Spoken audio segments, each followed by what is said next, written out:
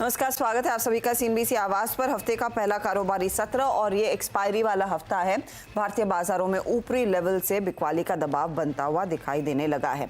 Nifty आपकी screen पर 22,123 के लेवल्स पर 90 अंकों की गिरावट इस समय देखने को मिल रही है। साथ ही साथ मिड कैप इंडेक्स ये 316 पॉइंट नीचे, यहाँ पर ज्यादा पेन है आज। मिड कैप्स के साथ साथ निफ्टी बैंक में भी हमने देखा है प्रेशर। 200 अंकों के करेक्शन के साथ निफ्टी बैंक इस समय ट्रेड करता हुआ। गिरने वाले शेयरों की संख्या आज ज्यादा है बढ़ने वालों की तुलना में, तो उससे साफ एक रिफ्लेक्शन है कि कहां पर क्या हो रहा है। बैंकों में तो दबाव है ही, लेकिन साथ ही अगर आप गौर करें आज निफ्टी आईटी का साथ नहीं है इस मार्केट में, इसीलिए इन्फी और टीसीएस टॉप लूजर्स हैं। टॉप लूजर्स में आज दरअसल रिलायंस भी शामिल है और एशियन पेंट जिसमें एक अच्छा खासा करेक्शन शुरू हो चुका है। लेकिन दूसरी तरफ एल&टी पावर ग्रिड और एचडीएफसी बैंक पार्टिसिपेट कर रहा है। निफ्टी बैंक नेगेटिव है, लेकिन एचडीएफसी बैंक हल्की सी पॉजिटिव साइड पर 0.23% के गेन्स को होल्ड करने में कामयाब। ये है फिलहाल अब तक की स्थिति। अब ऐसे में हमारे जानकार क्या रणनीति अपनाएंगे, किस तरह के ट्रेड्स पर ये करेंगे फोकस, इस सब पर होगी बातचीत। तो इस बीच मेटल इंडेक्स स्क्रीन पर रखिएगा। चीन में आयरन ओर के दाम आज करीब 3% करेक्ट हुए हैं। आपको याद होगा पिछले हफ्ते करीब 5% करेक्शन की खबर आई थी और आज ये 3% तक का करेक्शन। आयरन ओर 4 महीने के लोज पर है। ये पॉजिटिव होना चाहिए स्टील कंपनियों के लिए। हालांकि आज सुबह से टाटा स्टील, जेएसडब्ल्यू स्टील जैसे काउंटर्स में कुछ मुनाफा वसूली के अंश देखने को मिले थे। वो स्टॉक्स आपकी स्क्रीन पर रखते हैं। इस खबर का इस समय कुछ इम्पैक्ट आ रहा है या नहीं। इस साल अब तक 20% वैसे आयरन ओर प्राइसेस में अच्छा खासा करेक्शन देखने को मिला है। टाटा स्टील अभी भी डे लो पर है। इस खबर से वैसे चलना चाहिए क्योंकि आयरन ओर इन कंपनियों के लिए एक बड़ा इनपुट कॉस्ट होता है और चाइना दरअसल ग्लोबली प्राइसेस को डिसाइड और ड्राइव करता है। सभी स्टील कंपनियां रेडार पर रखें। Tata steel, JSW steel, JSPL, इन सब पर इसका इम्पैक्ट आगे आना चाहिए। फिलहाल ये स्टॉक्स मुनाफा वसूली के ही गिरफ्त में ट्रेड कर रहे हैं। चलिए हमारे जानकारों से मुलाकात करते हैं। हमारे साथ इस हफ्ते शिल्पा राउत है, प्रभुदास लीलाधर की, पृथ्वी फिनमार्ट के हरीश जुजारे और साथ ही साथ 5paisa.com के रुचित जैन। आप तीनों का ही स्वागत है। रुचित बताइए ट्रेड क्या लेंगे? इंडेक्स एक्सपायरी वाले हफ्ते थोड़े से सॉफ्टर नोट पर कारोबार की शुरुआत कर चुका है। जी वेरी गुड मॉर्निंग हर्षदा जी। तो आई थिंक इंडेक्स पे तो क्लियर है कि मार्केट्स आई थिंक थोड़ा वॉलेटिलिटी दोनों साइड रहेगा, बट इंपॉर्टेंट सपोर्ट जो है 22,000 का वो अब तक ब्रेक नहीं हुआ और इनकेस 22,000 के लेवल्स ब्रेक होते हैं जहाँ पे हमने पुट राइटिंग भी देखे तो हम एक सिग्निफिकेंट प्राइस वाइज करेक्शन देखेंगे। अदरवाइज हमें लग रहा है कि टाइम वाइज करेक्टिव फेज में नो मार्केट्स रहेगा। तो मैं शुरुआत मेरे कॉल्स की बाय साइड के कॉल से करना चाहूंगा और मेरा पहला पिक रहेगा पावर ग्रिड में, जहाँ पे मैं खरीदारी की सलाह दूंगा। सो आइडियली एक टेक्निकली बुलिश फ्लैग पैटर्न बना है, प्राइस अप मूव, उसके बाद एक अच्छा कंसोलिडेशन फेज और उसके ब्रेकआउट के वर्ज पर है और बाकी टेक्निकल रीडिंग्स भी, मोमेंटम आरएसआई रीडिंग्स भी काफी पॉजिटिव है। तो करंट लेवल्स पे पावर ग्रिड में खरीदारी की सलाह रहेगी। 288.50 के आसपास चल रहा है। 280 का स्टॉप लॉस रखे 310 के अराउंड के टारगेट्स के लिए। ओके, तो ये फिलहाल आपका पहला ट्रेड भी आ गया। चले ठीक है, पावर ग्रिड में एक अपॉर्चुनिटी आपने खड़ी की है तेजी की तरफ। टारगेट 310 का है, स्टॉप लॉस 280 का रहेगा। शिल्पा, आपके अप्रोच इस मार्केट में और निफ्टी बैंक खासतौर से क्या इशारा कर रहा है? गुड मॉर्निंग हर्षदा जी। यहाँ पे डेफिनेटली थोड़ा सा वीकनेस है, बट ना हमने देखा है कि टाइम एंड अगेन एक 46,500 पे सपोर्ट आता है। अगर ये होल्ड करता है देन डेफिनेटली टुवर्ड्स 47,000 आपको तुरंत मिलेगा। बट अगर थोड़ा क्रूशियल है आज क्योंकि थोड़ा डाइसी है, मोर बैंक निफ्टी इज डाइसी, तो यहाँ पे हम थोड़ा कॉशियस रहेंगे। ओके, तो थोड़ा सा आप कॉशियस रहेंगी। ऐसे में फिर ट्रेड आपका आज क्या रहेगा? मंदी की तरफ कुछ आइडेंटिफाई कर रही हैं या फिर तेजी का ही ट्रेड पहला वाला रहेगा? मिक्स बैग है टीम में, लेकिन मैं I also start with buy. यहाँ पे मुझे हिंद पेट्रो अच्छा लग रहा है। हिंद पेट्रो एक टर्न अराउंड दिखा रहा है ऐसा मार्केट में भी। तो यहाँ पे हिंद पेट्रो जो रफली 522.5 पे ट्रेड कर रहा है, आप इसमें पार्टिसिपेट कर सकते हैं। स्टॉप लॉस आप 517 का रखिए। यहाँ पे मुझे लगता है 530 से लेके 537 के भी लेवल्स आपको आते होंगे। ओके, 530 से 537 तक के लेवल्स देखने को मिलेंगे बाय साइड का ट्रेड। आज हाउएवर ये काउंटर करीब 1% नीचे कारोबार कर रहा है, लेकिन अपॉर्चुनिटी तेजी की है। 517 का आप स्टॉप लॉस जरूर लगाएंगे। Harish, good morning. बताइए आपकी अप्रोच लार्जली इस हफ्ते मार्केट में क्या रहने वाली है, तेजी या मंदी? गुड मॉर्निंग हर्षिता जी। जैसे दूसरे एनालिस्ट बताया, मेरा भी ऑलमोस्ट सेम अप्रोच है। मार्केट हो सकता है थोड़ा वोलेटाइल हो, लेकिन अभी भी 22,100 या 22,000 के आसपास सपोर्ट्स है निफ्टी में। मुझे लग रहा है जब तक उसके नीचे प्रॉपर क्लोजिंग नहीं होता है तो मुझे लग रहा है कि बाउंस बैक देखने मिल सकता है मार्केट्स में। तो मेरा फर्स्ट स्टॉक रहेगा डिक्सॉन में बाय का। आज ईपीएस स्टॉक्स में थोड़ा ईएमएस स्टॉक्स में बाइंग दिख रही है और मुझे लग रहा है कि डिक्सॉन बाइंग करना चाहिए करंट लेवल्स पे। और मेरा टारगेट रहेगा 7,300 का और स्टॉप लॉस रहेगा 6,025 का। 6,725 6,725 पर का स्टॉप लॉस लगाइए। और डिक्सन में एक बाय साइड का ट्रेड, यहाँ पर एक अपॉर्चुनिटी खरीदारी की आज खबरों में भी था। अच्छी तेजी बनी, 7,000 के ऊपर ट्रेड कर रहा था, लेकिन 69.51 पर इस समय हाउएवर तेजी करेंगे तो 7,300 आपके लिए टारगेट का काम करेगा। ठीक है, तो ये फिलहाल हो गई हरीश की ट्रेड। शिल्पा, आपने कहा मिक्स्ड बैग है, तो दूसरा ट्रेड क्या रहेगा? दूसरा also I go with the buy. मुझे जीएमआर इंफ्रा यहाँ पे अच्छा लग रहा है। अच्छा एक शॉर्ट कवरिंग कैंडिडेट आज के लिए हो सकता है। तो यहाँ पे 88.5 के अराउंड अभी ट्रेड कर रहा है जीएमआर इंफ्रा। आप यहाँ पे 85 का स्टॉप लॉस रखिए। जो पहला टारगेट रहेगा वो 90 to 93 का रहेगा। इसके ऊपर सस्टेन हो सकता है, तो यहाँ पे आपको 97 के भी लेवल्स आते हुए मिलेंगे। तो जीएमआर इंफ्रा बाय। ओके, तो पहला टारगेट हाउएवर लेकिन 90 to 93 के आसपास, तो जीएमआर इंफ्रा पर एक बाय कॉल आता हुआ। रुचित, आप क्या जोड़ने वाले हैं? दूसरा स्पेस पिक भी पीएसयू स्पेस में से है, वो है पेट्रोनेट में खरीदारी की सलाह। सो आई थिंक यहाँ पे भी रिलेटिवली देखेंगे तो वॉलेटाइल मार्केट्स में थोड़ा स्टेबल स्टॉक है, जहाँ पे रिसेंट प्राइस अपमूव में अच्छे वॉल्यूम्स भी हुए थे। तो यहाँ पे डाउनसाइड काफी लिमिटेड लग रही है। इसके लिए पेट्रोनेट खरीदारी की सलाह रहेगी करंट लेवल्स पे 287.5 के आसपास, 277 के स्टॉप लॉस रख के 308 के अराउंड के टारगेट्स के लिए।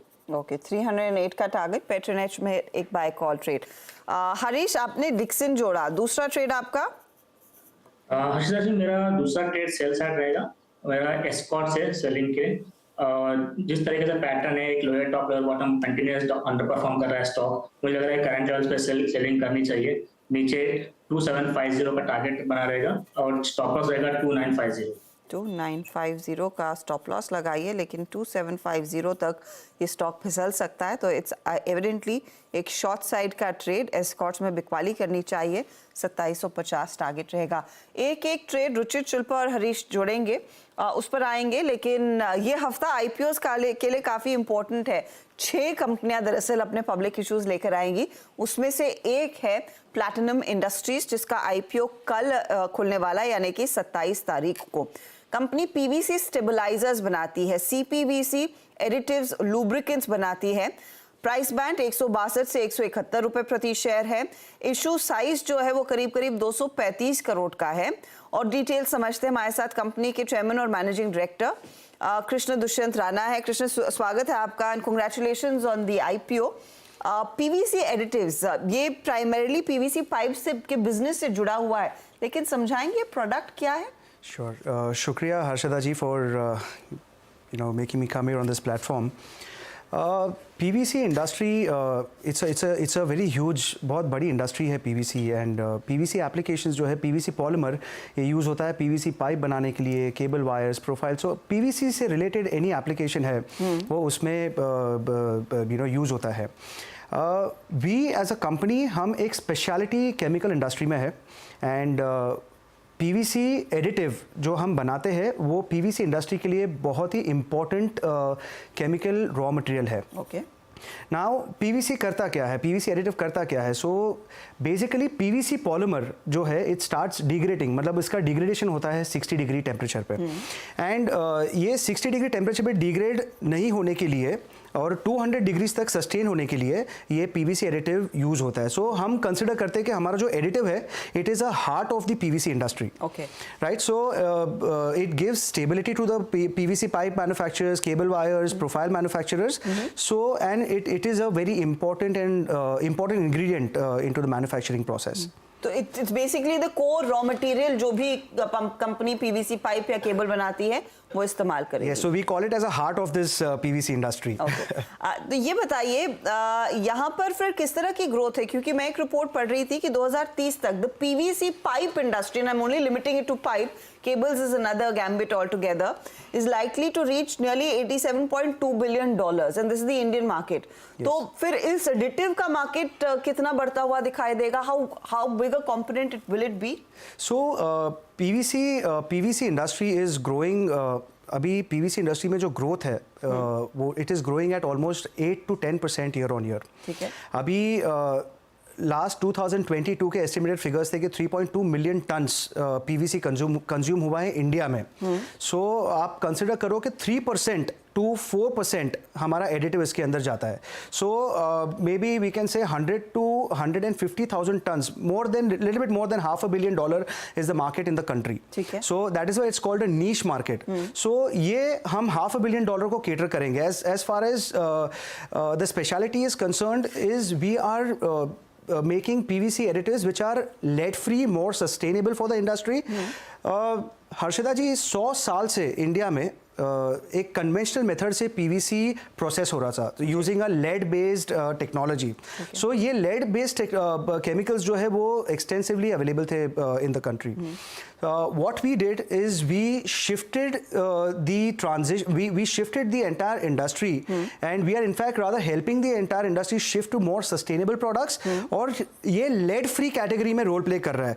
So 2018 में government का regulation आया था that India has to ban the usage of lead in the manufacturing of PVC pipes. Now PVC pipes in the country is consisting like अभी polymer का consumption 3.2 million tons था. 75% of the polymer PVC is consumed in the pipe sector. जी हाँ. और ये 75% का growth हो रहा है ऑलमोस्ट 8 to 10% CAGR से.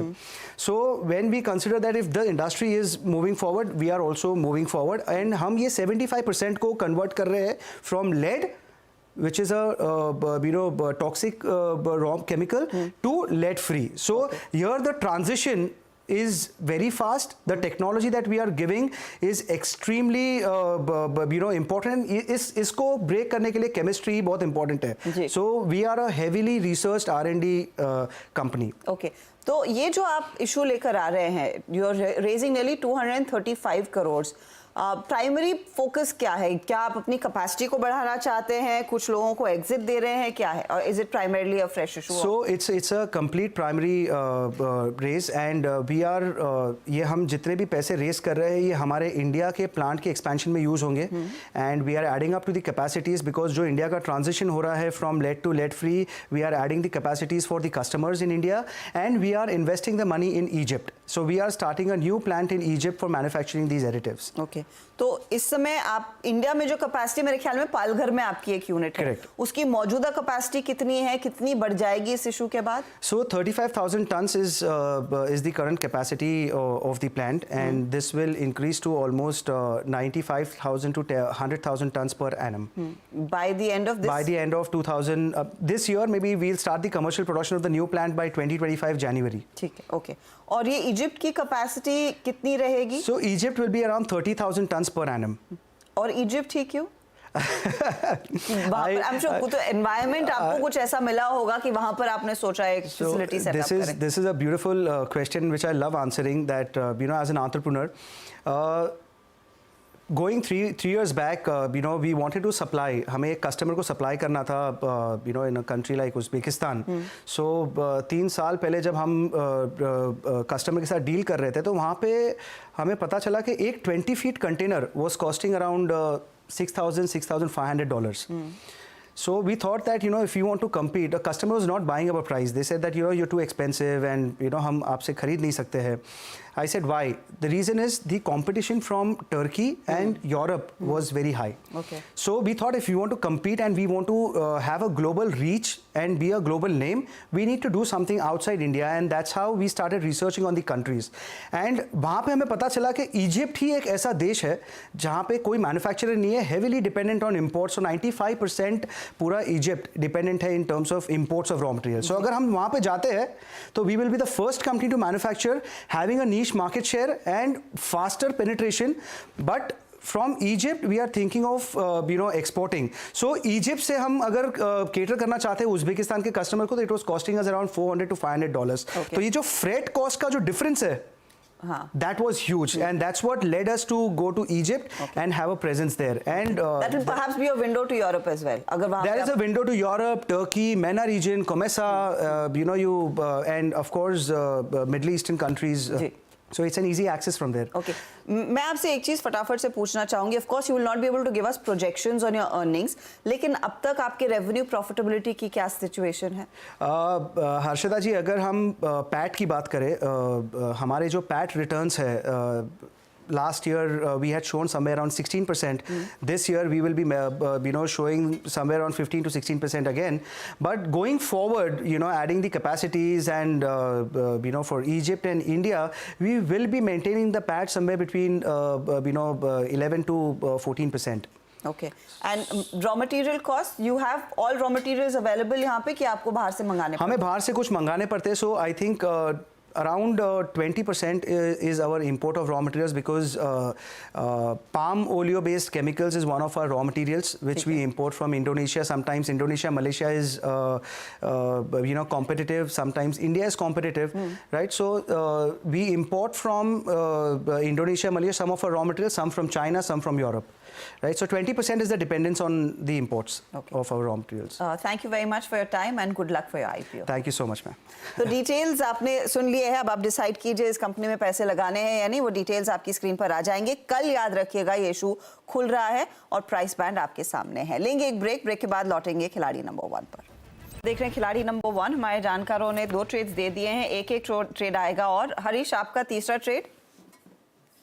हर्षदा जी, मेरा तीसरा ट्रेड रहेगा कोल इंडिया में. कोल इंडिया बाई की रहा है करंट लेवल्स पे, और मुझे लग रहा है कि यहाँ से प्राइसेस 475 तक ऊपर जाने के चांसेस है. और एक पिछले कुछ हफ्तों से एक गिरावट देखने मिला था और 20 डे मूविंग एवरेज के आसपास सपोर्ट ले रहा है अभी, और इंट्राडे के चार्ट्स पे एक इन्वर्स चैनल्स का पैटर्न फॉर्मेशन बना हुआ है. तो मुझे लग रहा है कि इसके चलते स्टॉक प्राइस 475 ऊपर की ओर जा सकते हैं और स्टॉप लॉस रहेगा 430 का. रुचित, आप क्या जोड़ेंगे? हर्षदा जी, मेरा आईसीआईसीआई लोम्बार्ड पे खरीदारी करने की सलाह रहेगी. सो आइडियली स्टॉक अभी एक कंसोलिडेशन फेज में है, लेकिन ये पूरा कंसोलिडेशन में उसने अपने इंपॉर्टेंट शॉर्ट टर्म के सपोर्ट्स पिछले कुछ दिनों से ब्रेक नहीं किए. सो आई थिंक ये जस्ट टाइम वाइज करेक्शन है विद इन एन अपट्रेंड, और आई थिंक बहुत ही जल्द फिर से मोमेंटम रिज्यूम हो सकता है. तो करंटली 1652 के आसपास है, यहाँ पे ये स्टॉक को खरीदारी करें. 1600 का स्टॉप लॉस लग के 1750 के टारगेट्स इसमें एक्सपेक्ट करें. फिलहाल 1750 के लिए एक टारगेट यहाँ पर और 1600 का स्टॉप लॉस. शिल्पा का ट्रेड गेल है. अनफॉर्चुनेटली शिल्पा के लिंक में कुछ दिक्कत आ रही है, लेकिन उन्होंने जो डिटेल शेयर की है वो 194 का टारगेट है और स्टॉप लॉस 177 का है. चलिए मैं आपके लिए फटाफट से सारे ट्रेड्स सामने रख रही हूँ स्क्रीन पर. और हरीश ने डिक्सन टेक 7300 का टारगेट दिया है. कोल इंडिया 475 का टारगेट है. एस्कॉट्स में सेल कॉल है 2750 के लिए. स्टॉप लॉस भी आप साथ में नोट कीजिएगा.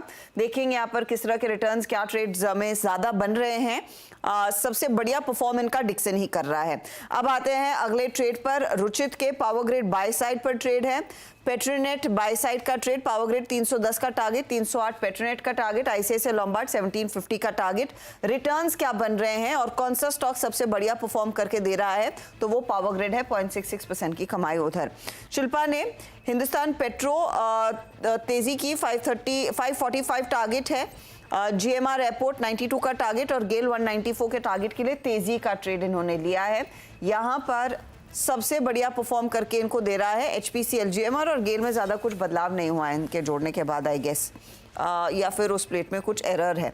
ओवरऑल रिटर्न्स की सिचुएशन अब आपकी स्क्रीन पर आ जाएगी. शुरुआत पॉजिटिव साइड पर सभी कर रहे हैं. हरीश चल रहे हैं आगे 0.51% के रिटर्न्स, रुचित 0.43% के रिटर्न्स, 0.22% के रिटर्न्स पर शिल्पा है. ये आपके लिए ताज़ा तस्वीर खिलाड़ी नंबर 1 की. जो भी बदलाव होगा उसका एक अपडेट 1 बजे में आएगा मिड कैप मंत्र के दौरान. लेंगे एक ब्रेक, आगे फोकस कमोडिटी मार्केट एक्शन पर.